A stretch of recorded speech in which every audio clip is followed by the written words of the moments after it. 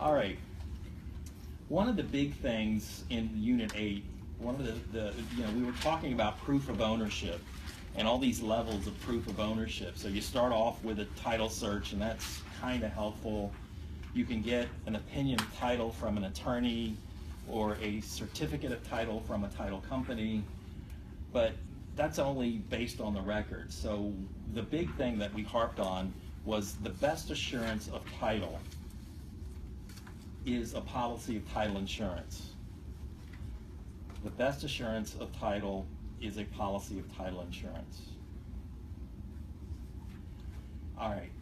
In the Licensing Act, we talked about your license being a right, your license not being able to be taken from you, affected through disciplinary action, or even from the get-go not giving you one when you apply for one. They can't keep you from getting a license. They can't affect your license and discipline you or revoke your license without due process. You get due process because it's a right. Now, what does due process boil down to? It boils down to just two key elements: receiving notification of the disciplinary hearing and an opportunity to be heard. So element one is notice of hearing, element two, opportunity to be heard. Those are the two key things in order for your license to be suspended or revoked. Got to give you due process, okay? Okay, you're a licensed salesperson, you're selling your own property. Do you have to inform prospective purchasers that you are a licensee? Yes. Yes. Okay. All right, so I've got a deed. Roger Granson conveys unto Donna on condition that alcoholic beverages not be sold or consumed on the premises. So that's a deed that contains something called a condition subsequent, right? It's one of those defeasible estates. So if Donna violates that condition, she could lose ownership. That's a defeasible estate, okay? Can you define that one more time, defeasible estate? It's where in the granting clause some condition or limitation is tied to your ownership. Okay. Roger Granson conveys unto Donna on condition that the property be only used for religious purposes.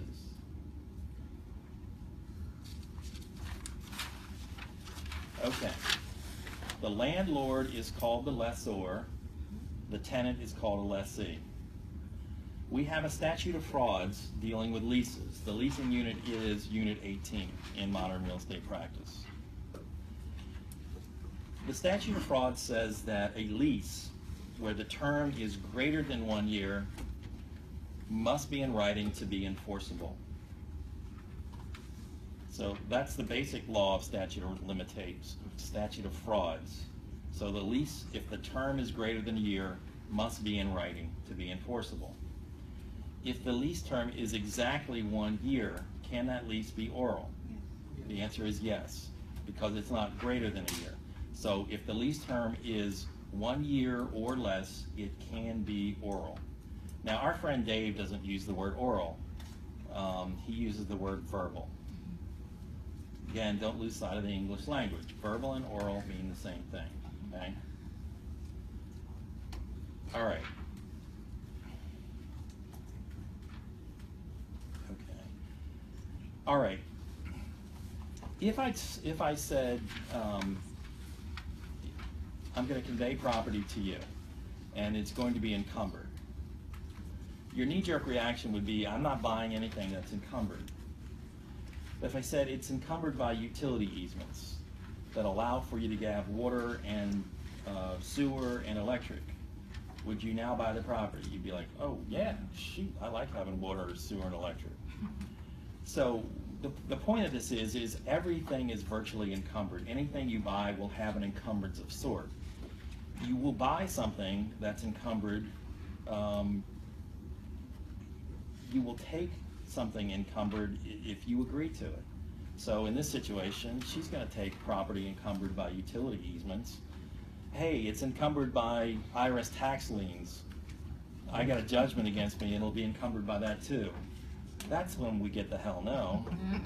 Oh, hell no. Oh yeah, I like water and sewer. I just don't like the IRS breathing down my neck to get paid. So you can sell property that's encumbered if the buyer is willing to take it subject to the encumbrance. Okay, if there are restrictive covenants, those are basically restrictions on property. The covenants would be created usually by a developer who records that restrictive covenant against all the property that he's subdivided and is going to sell. So the restrictive covenant might say you can't have chickens and cows running around your property. So the property then gets sold to somebody else down the road. Would they take subject to the restrictions? Yes. Those restrictions run with the land. Successive purchasers will take subject to those restrictions.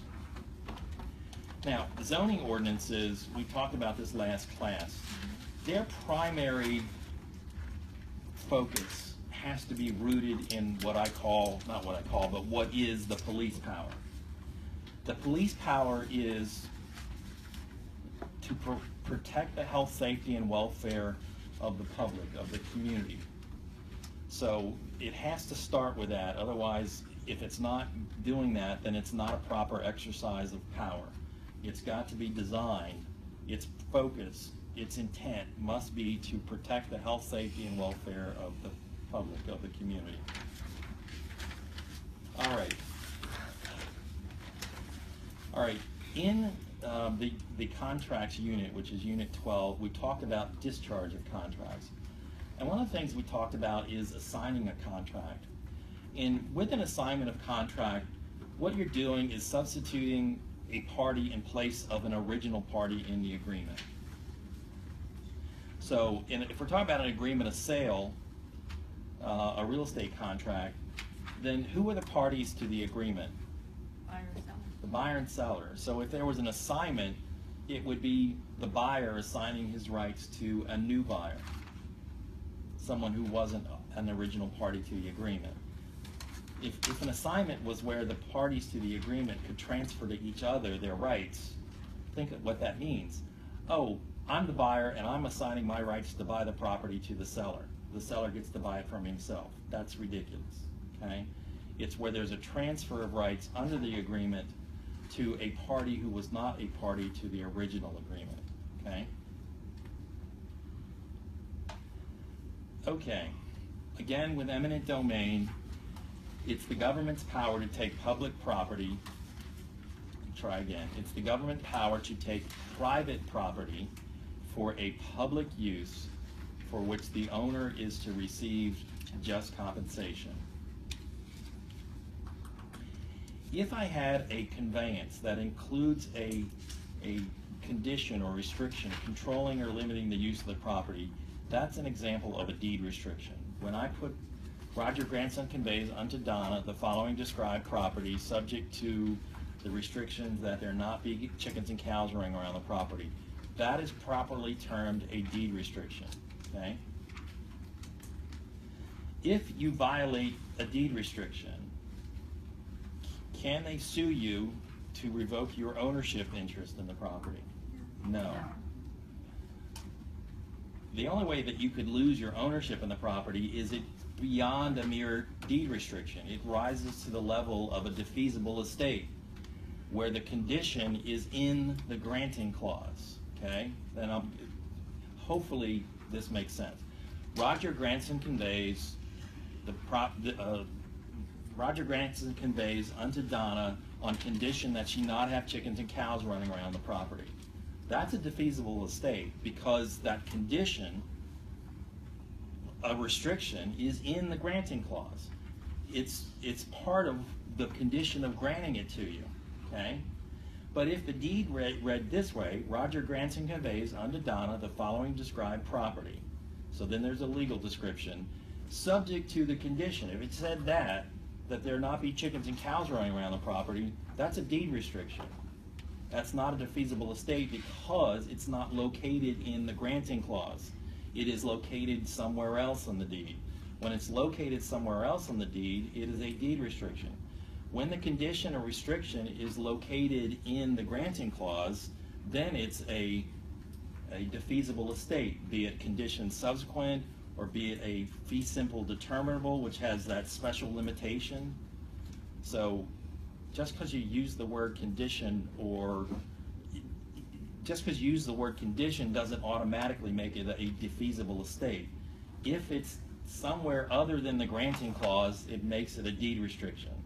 If you violate a deed restriction, you can only be sued to conform to the restriction.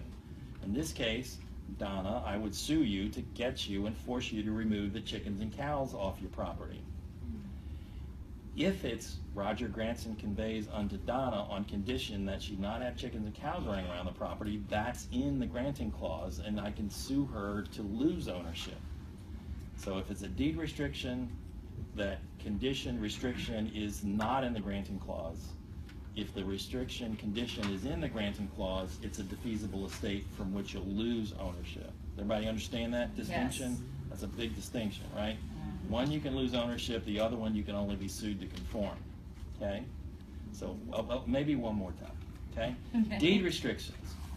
The restriction is not in the granting clause. It's somewhere else in the deed. You can only be sued to conform to a deed restriction. You won't lose ownership. If the condition is in the granting clause, Roger Granson conveys unto Donna on condition, then that's a defeasible estate. If you violate the condition, you'll lose ownership.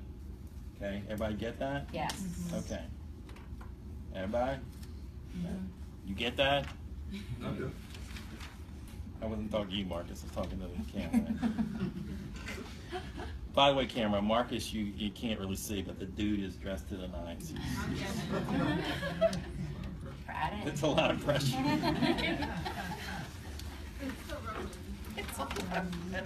Is it still taping? All right. You know, lawyers in Delaware are so afraid of the judges that we would never wear anything other than a white shirt in court. Why? Because that's what we're just afraid of. So maybe you get away with a blue shirt, but you don't do red, and you don't do pink, and you don't do anything with color. He could do it. Well, Marcus could pull it off. Yes, I should. Because you just don't. You just want to put your best face forward. You're there for your client, not to impress the court with your stylish colored shirt.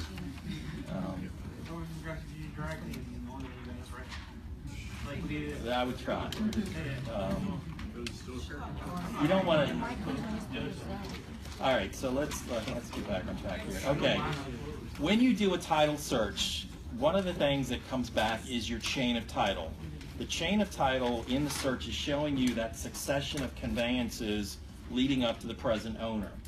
So it's the chain of conveyances, if you will, that leads up to the present owner. So the present owner is Smith. He got title from Jones. Jones got title from Johnson. Johnson got title from Davies. Davies got title from Easterly, you know. Easterly got title from Kardashian. Kardashian got title from Black China. Okay, that succession of conveyances leading up to the current owner is called the chain of title. Okay. All right, who pays the broker's commission on the real estate settlement? Will that show as a debit on the seller's or a credit on the seller's side of the settlement statement? Debit. It will be a debit. The taxes have been paid past the settlement date. The sellers previously paid them. That will be a proration showing what? Credit to the seller and the debit to the buyer. The lien theory state grants to the mortgagee a lien on property. It is not a transfer of property, okay? It's not title to the property. It is only a lien on property as security for the debt. Okay, the commission rate, you're 5, 6, 7%, whatever you charge. How do you determine that? Is that because the real estate commission sets a schedule for what commission should be? Your broker organization says it's got to be this, or is it something negotiated between the seller and the agent? It's negotiated. Okay. Again, real estate taxes have super priority. They take priority over all prior recorded liens.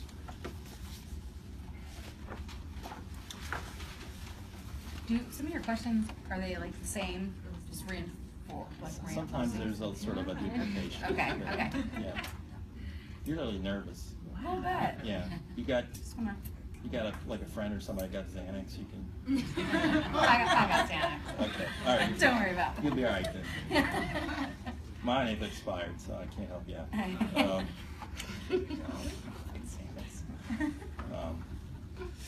I'm lucky. My kids are awesome. I don't have to worry about them. And I'm not like some naive idiot that, you know, my kids have got me duped. My kids are great. They're just awesome kids. All right, so I'm going to say this, and then I'm going to explain it.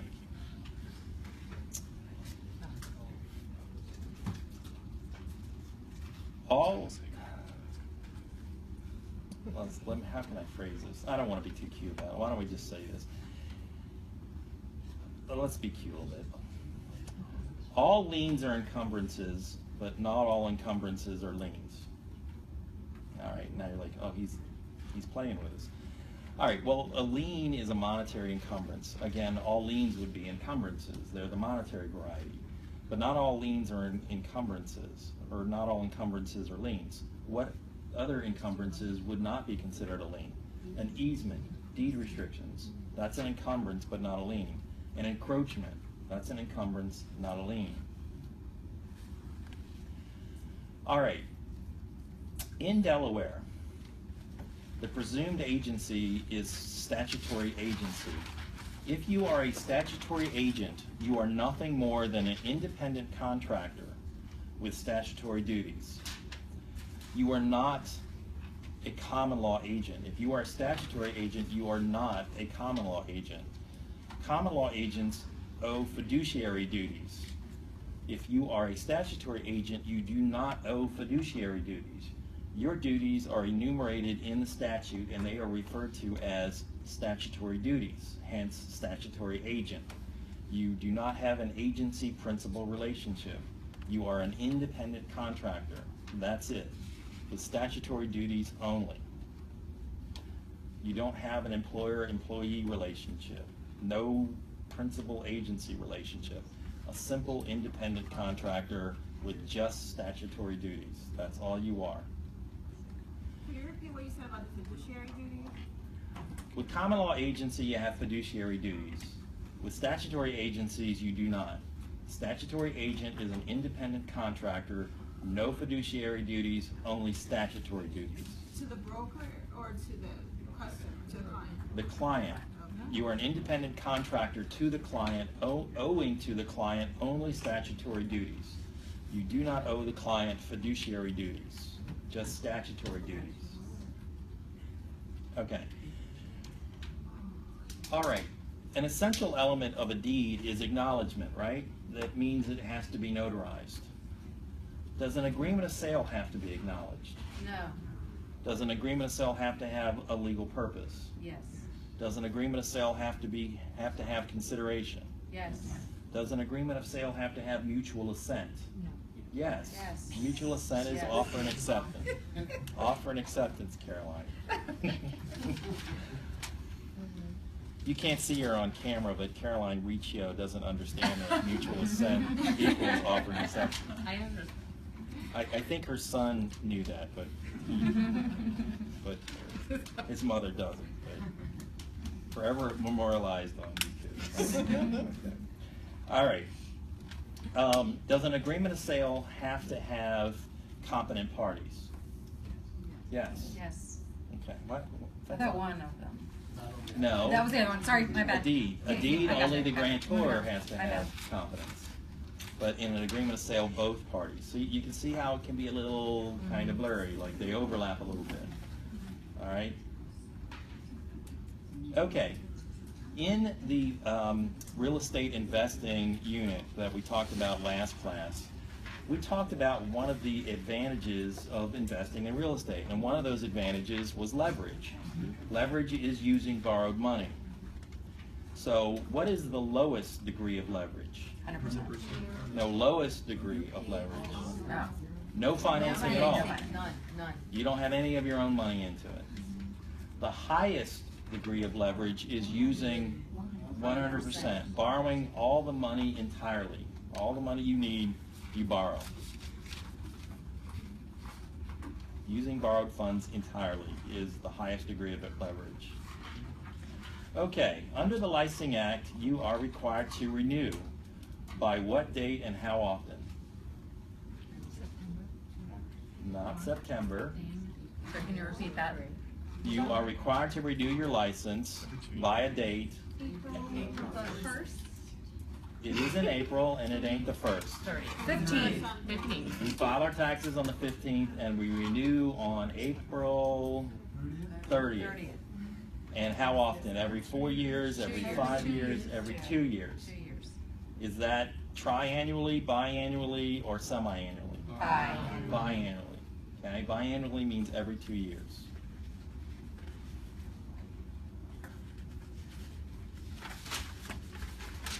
Believe it or not, we may be out of here like 10 after 8 because we are almost done. Okay. Now, forever memorialized, I'm letting you out earlier than you're supposed to. I was just kidding. We will stay here till 9 o'clock. We will. All right. Well, actually, what we're going to do is we're going to finish the review by about 10 after 8. And then we're going to shut off all the recording devices, and then I'm going to field questions till 9 o'clock. Yes. Good plan. I got to rethink this sort of recording and taping thing, you know. I mean, there's one thing, you can hear my voice. Now you're seeing my face. I can't lie for, you know, especially when you're looking at my face. Okay. Who's required to sign the deed? The grantor, the grantee, or both? Grantor. Just the grantor. An agreement of sale, who signs the agreement? Both. Okay. All right, I signed a document authorizing Marcus to act on my behalf. What would that be called? All right. Marcus, I'm not going to be here. I'm going to be overseas. I need you to sign documents for me at closing. Power of attorney. That's a power of attorney. Okay. All right. So we talked about ways of categorizing. No, we didn't. We'll now talk about ways we categorize an agreement of different agreements, different contracts. So one of the ways we talked about was executed versus executory. So an agreement that's executed means it's fully performed. So this agreement of sale to purchase and sell real estate, when it's signed, it hasn't been fully performed. It might require the buyer to go get financing. Seller may be required to make certain repairs. So that agreement's executory because one or both parties has not fully performed. So when they haven't fully performed, it's executory. Once it's been performed, we've now gone to closing. The deed has been delivered and accepted. The proceeds for the purchase price have been delivered. That's when everyone's fully performed and the agreement is now executed. So when one or both parties have not fully performed, it's executory. When it's been fully performed, it's executed. Okay. If I rescind a contract, am I revoking it? Yes. If I withdraw my offer, am I canceling it? Yes. Okay. All right. So we now know English. Okay. Now, while an agreement of sale, yeah, I love Donna because she laughs at everything. And it's a nice laugh. It's a great laugh too. She laughs at everything with a great laugh. That's like amazing. She's a comedian's dream.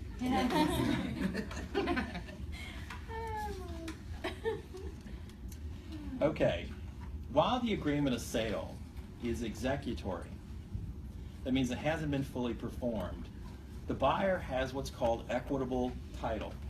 The buyer has what's called equitable title. And remember what that means? That means that at the end of the day, if the property appreciates in value, the buyer doesn't have to pay any more for that. It's saying, look, you have equitable title. It's fair for you to have equitable title into the increase in value. It's the increase in value of the seller's asset, but at the end of the day, we're going to give that to you, and you won't have to pay more for it. Equitable title also has that downside. If the property declines in value, you're still going to have to pay the purchase price. You won't pay less. So it cuts both ways. So while the contract's executory, when it hasn't been fully performed, when it is first signed, the buyer is deemed to have what's called equitable title to the property. Not legal, equitable title. All right, equity is the value of the property in excess of any liens. So if the property is worth $100,000 and the liens against the property are $80,000, then the equity is $20,000, right? Okay. My mortgage is $80,000 and the value of my property is $100,000. What is the loan to value ratio? Loan 80 to value 100, so it's 80% of value. That's my loan to value ratio. It's the loan amount in relation to the value of the property. That's the loan to value ratio. Okay. Property is being foreclosed and sold at a sheriff's sale. The amount owed on the mortgage is $80,000. The proceeds from the sheriff's sale is $100,000, more than what is owed. There's a $20,000 excess. Those excess proceeds belong to who? The mortgagor, the mortgagee, the sheriff, or the county? Mortgagee. So we all are saying the lender gets the extra $20,000. Who owns the property? Mortgagor gets the Who owns the property? The borrower. Yeah. It's his property that got sold. He gets the extra dough, the mortgagor. That doesn't happen very often, but it happens enough where what's sitting with the Superior Court is tens of millions of dollars in excess proceeds, because there are on occasion foreclosure sales that yield more than what is owed. And so the excess proceeds are actually owed to the owner, the mortgagor. And so what they're tasked with is they've actually put together on their website a list of people who are owed excess proceeds. Would they have to pay for like the auctioneer or any of that stuff? That's all taken out of the bid price. Okay. So what's left over are these excess proceeds, which don't happen often, but enough where there's actually tens of millions of dollars sitting in the Superior Court. There are people who are owed money that don't know it. Isn't our website?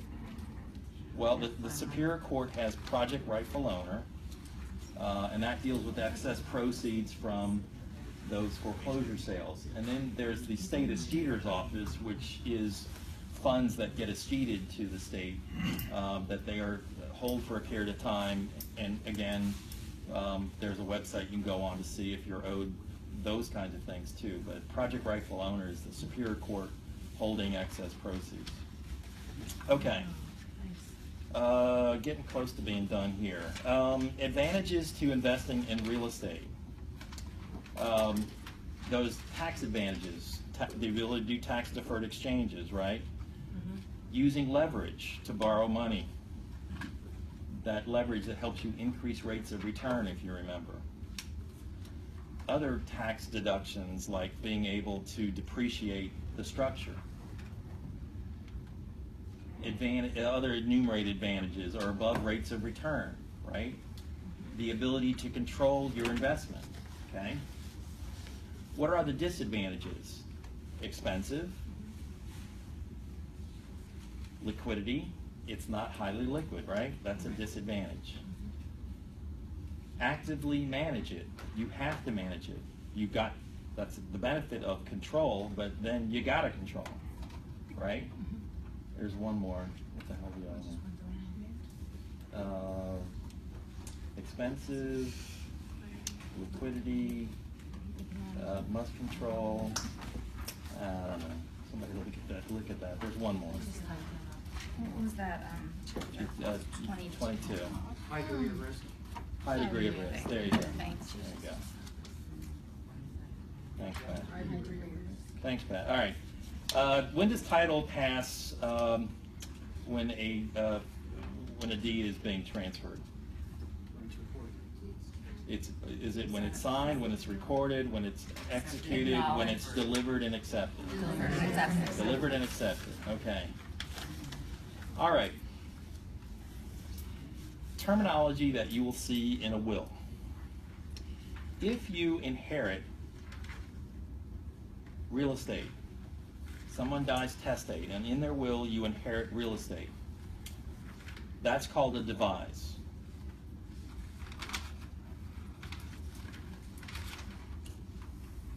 If you, in a will, you're given a gift of personal property, so you inherit personal property. And let's say it's tangible personal property like a gun collection, jewelry. That's called a bequest.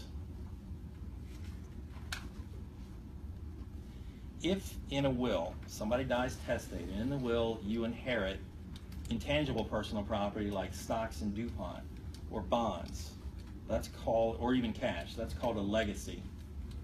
So inheriting real estate is a devise. Inheriting personal property, tangible personal property, is a bequest. Inheriting intangible personal property is called a legacy. Bequest. So the person who is giving you the legacy is called a legator. Don't write that down. And the person who gets it is called a legatee. I'm not shitting you. That's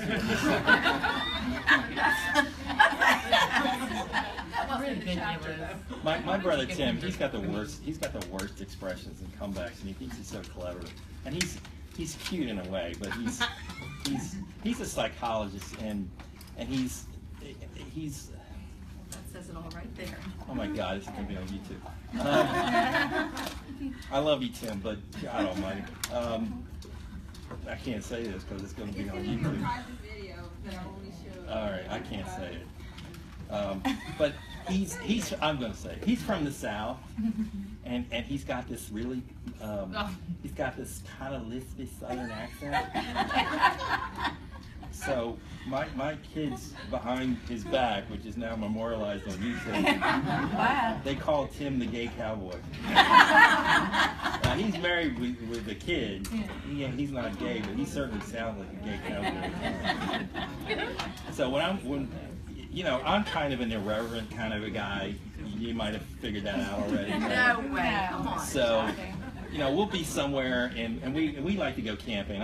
We have a lot of fun together. When we're together, we just laugh constantly. And my sister Connie comes along with us. And he was talking about opening up a practice, like, maybe we move to a small town, and we'll have our offices together, and you'll have your legal practice, and I'll have my psychology practice, and I'll say something like, I don't want those Fruit Loops next to me. I don't need your crazy people. I'll just use these derogatory terms for people who are having, mental challenges, and just start lecturing me. That's not really the proper way to refer to those people. Well, really? All right.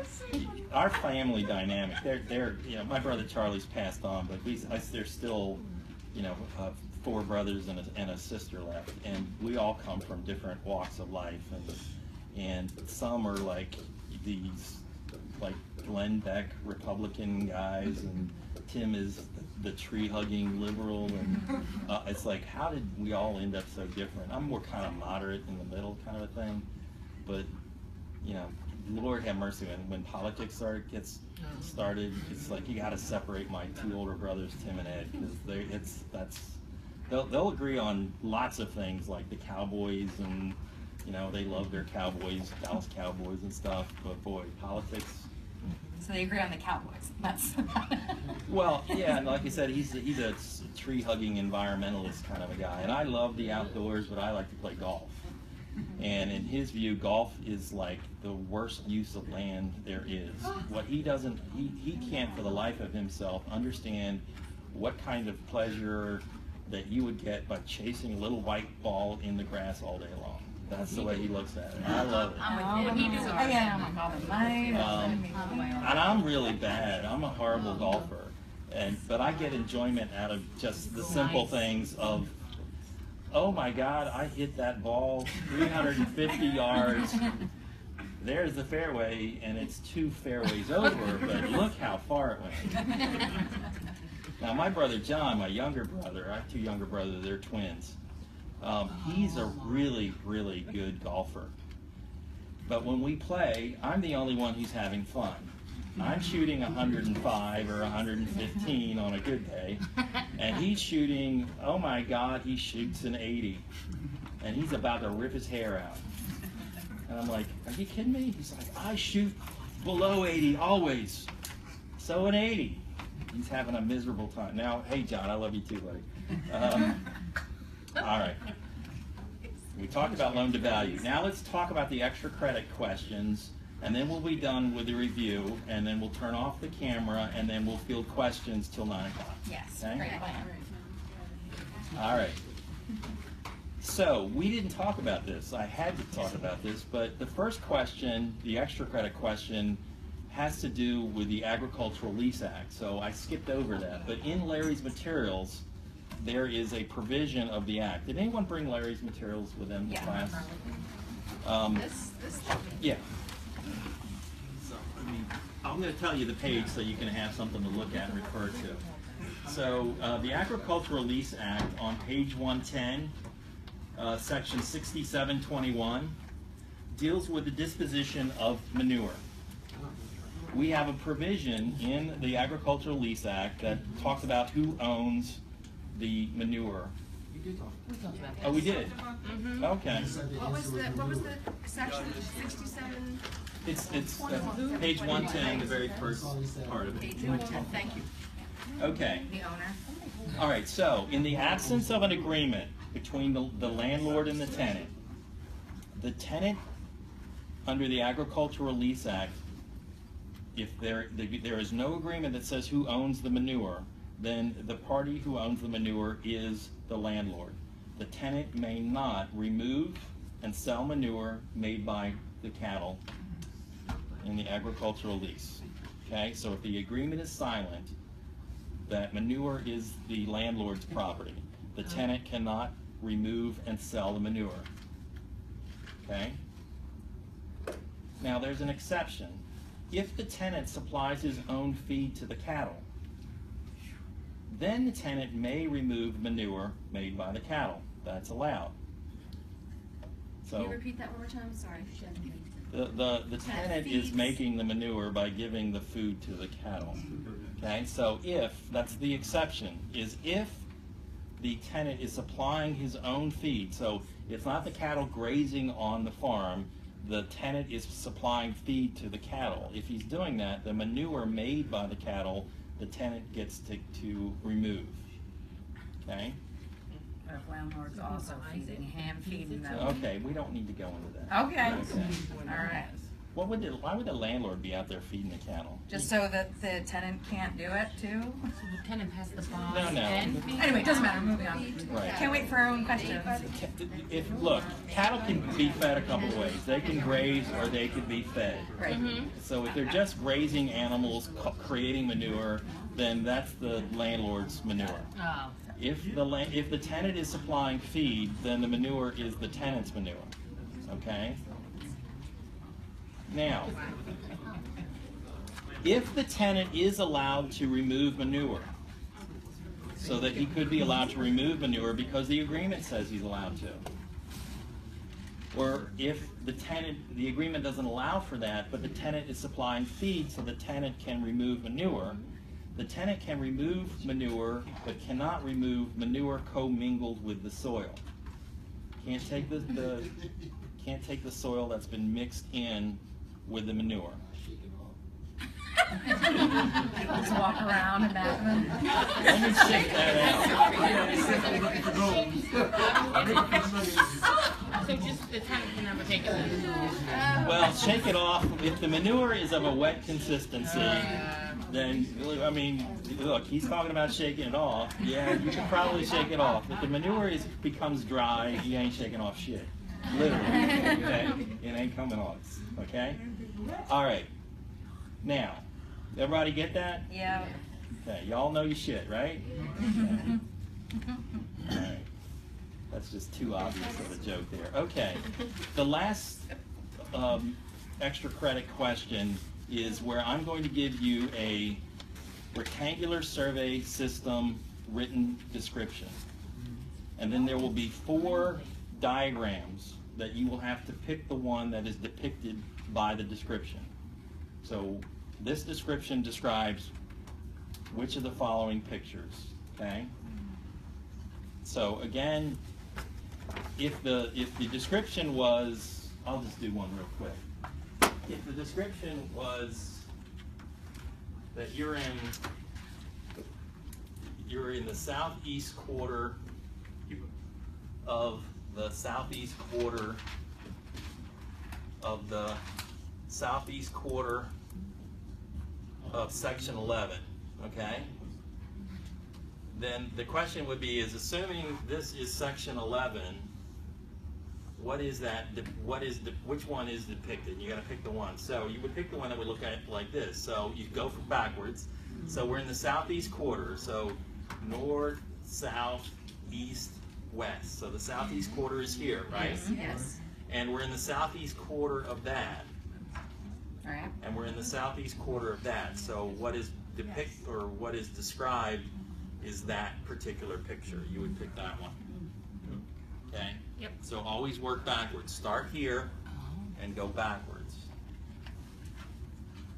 Now, if you don't understand, like I could possibly get this right, you still circle one because it doesn't hurt you. It doesn't count as a wrong answer. So might as well guess.